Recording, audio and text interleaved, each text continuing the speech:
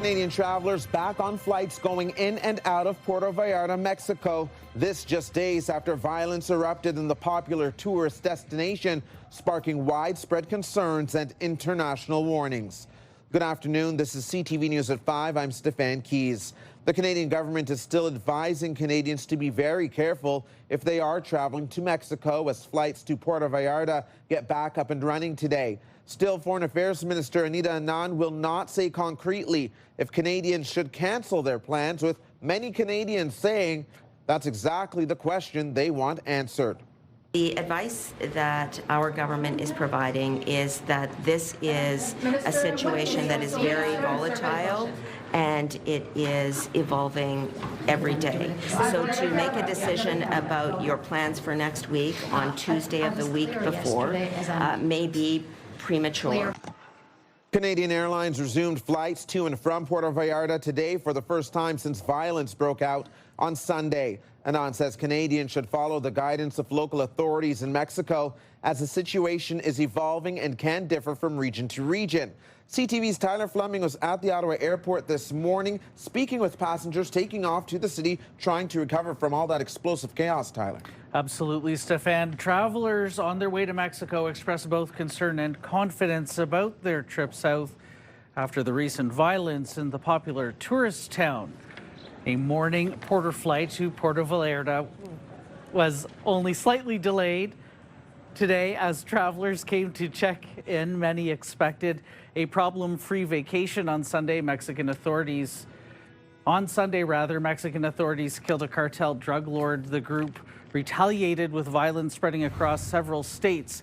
There were power failures, shelter-in-place warnings, and heavy military presence.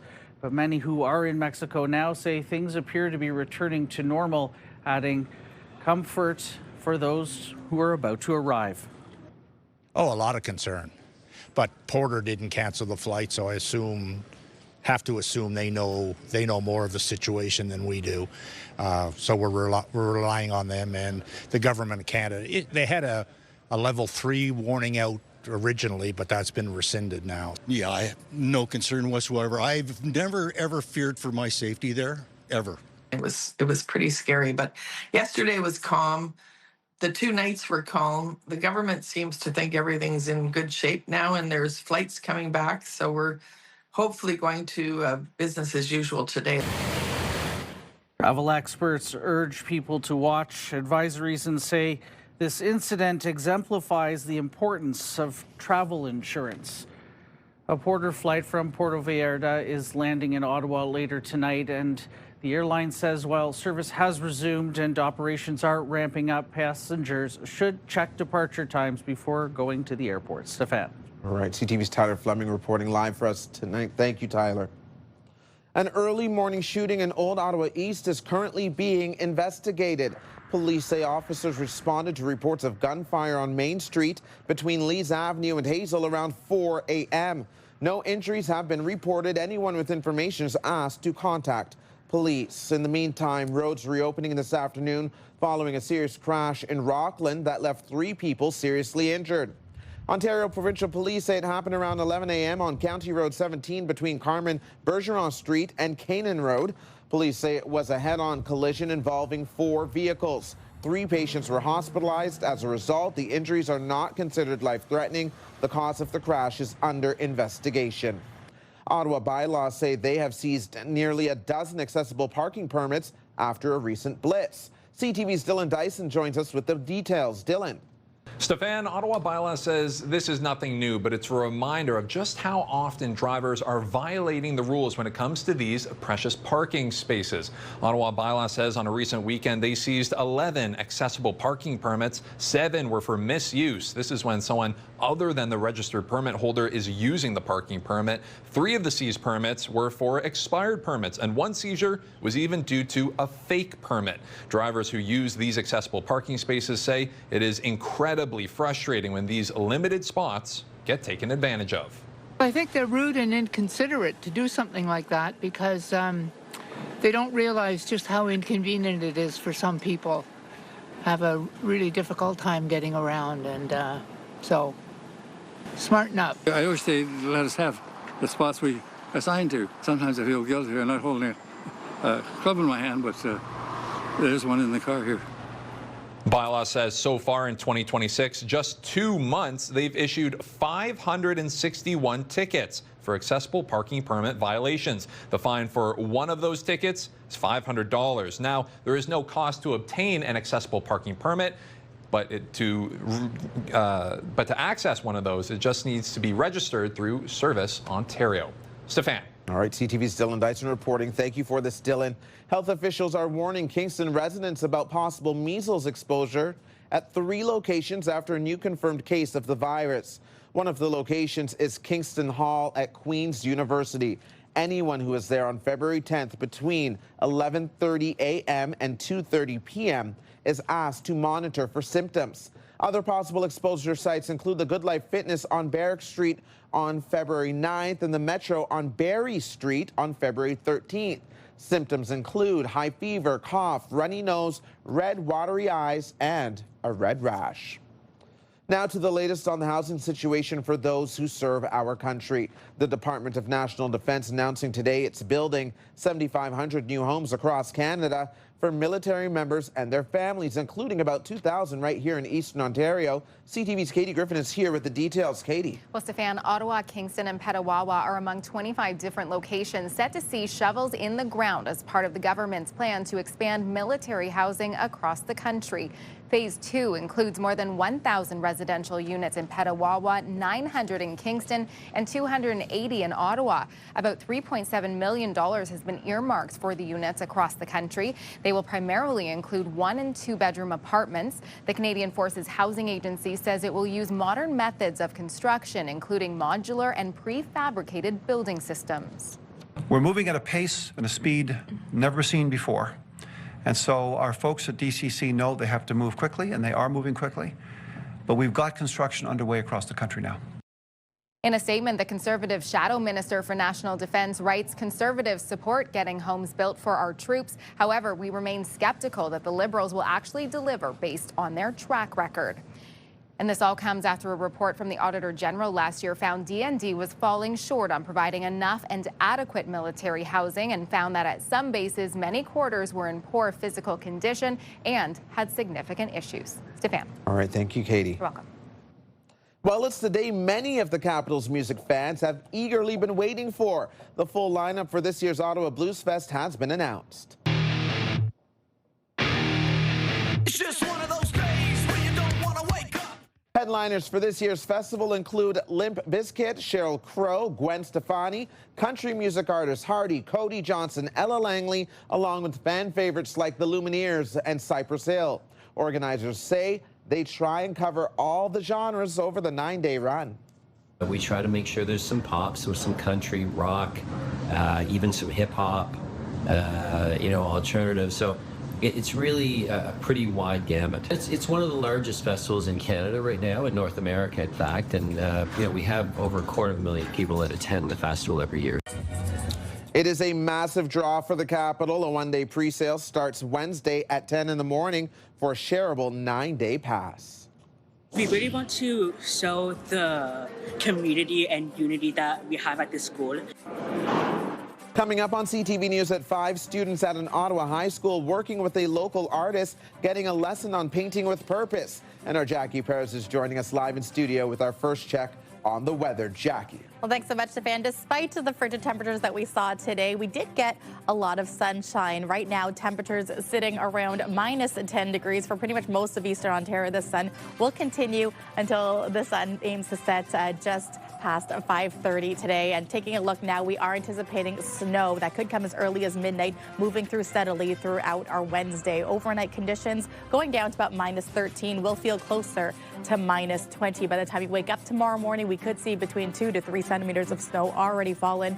We are getting to a daytime high, though, of -1 degree. When all is said and done, we could see between 5 to 10 centimeters of snow. These details, and I'll look at your long-term forecast in just a bit. Stefan.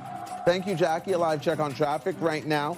St. Laurent eastbound on the Queensway, slow going around that stretch of the 417. Nicholas looking good in both directions right now. You're watching CTV News at 5.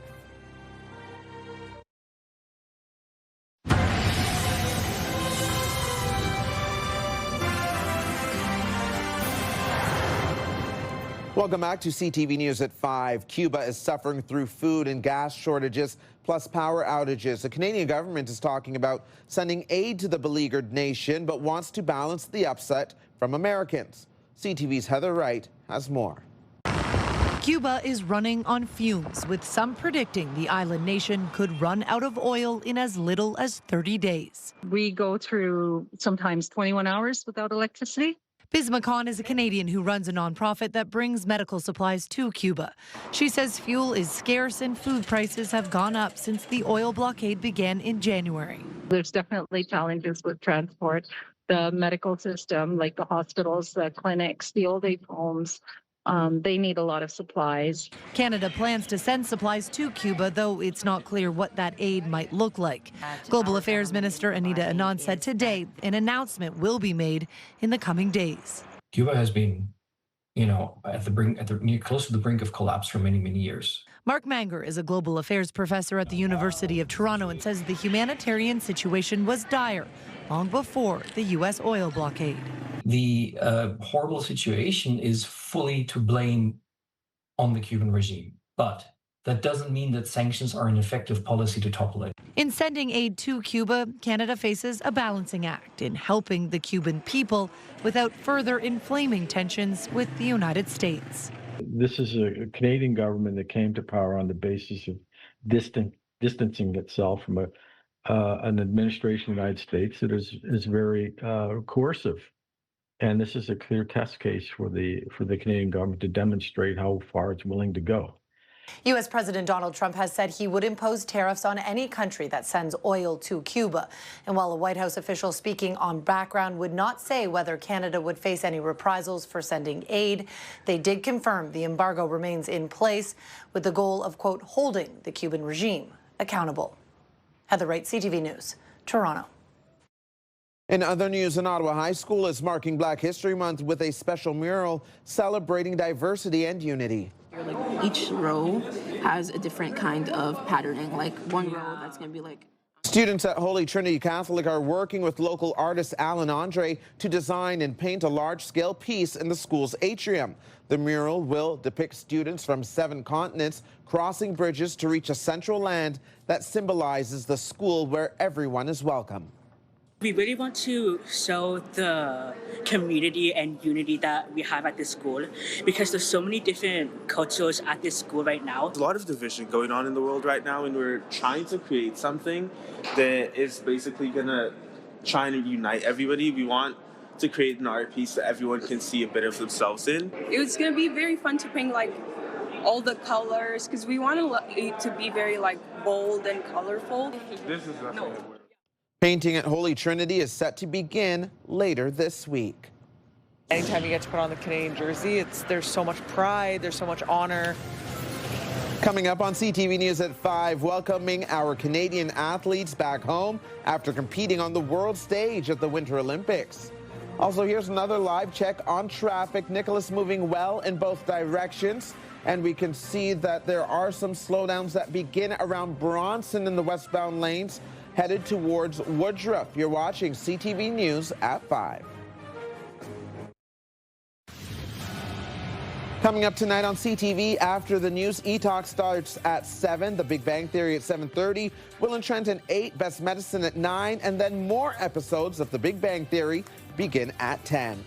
Now for another check on the frigid weather forecast. Jackie is nice and warm live in the studio for us tonight, Jackie. I mean, it wasn't so bad when I was out this afternoon, Stefan. We did see lots of sunshine warming us through. The good news is we are going to be warming back up tomorrow. Not so great news. We are anticipating snow as early as around midnight tonight. Here's a live look through our Centennial Glass Sky Cam.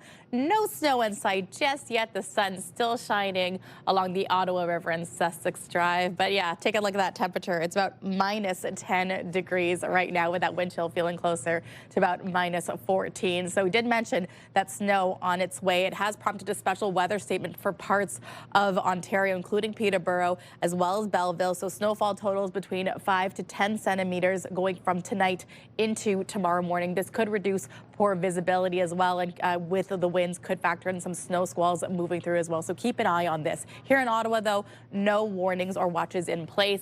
We will likely see the snow starting to move through just past midnight, closer to 2 a.m. So don't be surprised by the time you head out the door at 7 in the morning that we could see between 2 to 3 centimeters of snow. This will steadily move through our Wednesday, start to pick up around Wednesday afternoon, so that afternoon commute could be messy, could be slick as well. We may even see some freezing rain for parts along the Seaway as well. So we're keeping a very close eye on this. Temperature-wise, things will warm up. Tonight will be the coldest that we will have. -20 is what it's going to feel like with the wind chill around midnight.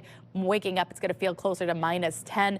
And then the temperatures will get closer to about -3, which is the anticipated daytime high. So the winds will also calm down in the afternoon, but we are likely going to get this quick winter weather system moving through. -11 along the Seaway overnight, getting to a daytime high about 1 degree, very similar to the valley as well. So things will start to warm as we extend into the end of the week, and clear skies as well by the time Thursday and Friday roll around. So I don't think you'll quite be digging yourself out but the snow, but we still are in for another day of that wintry weather. The chance of flurries will continue for Thursday. Friday, though, we will likely get a mix of sun and cloud. And hey, look at that. Saturday, 4 degrees, the daytime high.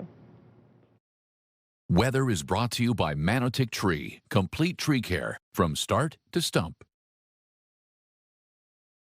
So there you have it, Stefan. We are getting the snow tomorrow. Don't put away the winter jacket, but you may be able to peel back the layers by the time Saturday rolls around. Right, but you might need an umbrella as well. Does it look like there's some precipitation on that screen?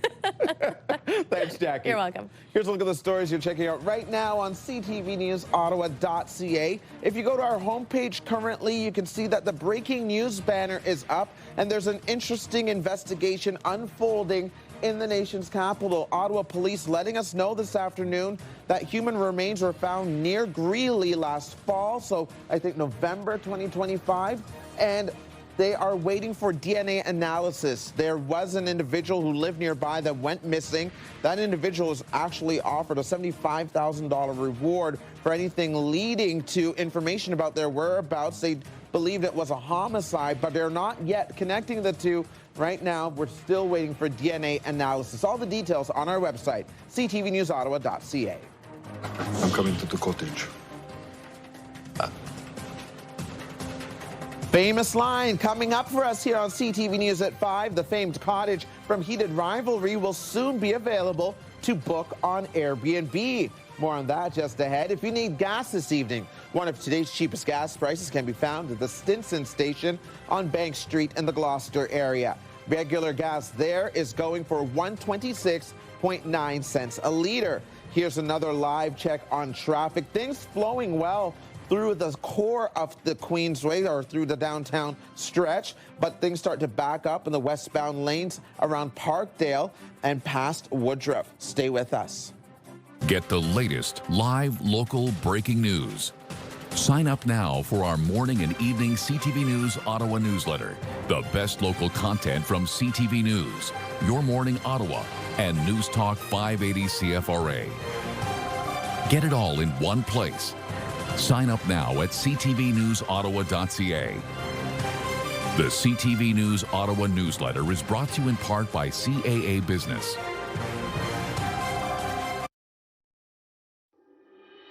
Here's a live look through our Centennial Glass sky cam, -10 outside right now.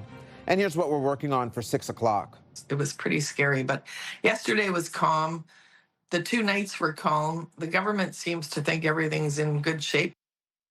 Flights taking off again to Puerto Vallarta, including from Ottawa after the popular tourist destination was hit by a wave of violence. I think they're rude and inconsiderate to do something like that. Bylaw officers hand out hefty fines and seize nearly a dozen accessible parking permits for being misused, expired, or even fake.